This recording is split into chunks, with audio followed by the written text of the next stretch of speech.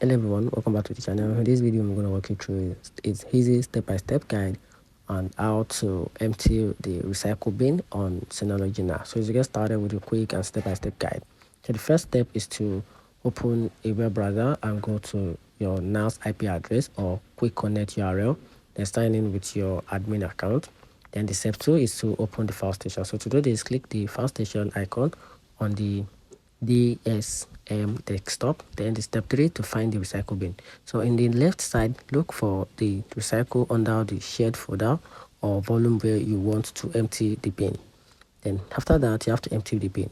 So right click the recycle folder, select empty recycle bin from the menu, then confirm deletion. So confirm when prompted to permanently delete all file in the recycle bin, and that's how you can simply empty the recycle bin on Synology NAS. Find the video helpful, turn on the notification button and subscribe for more.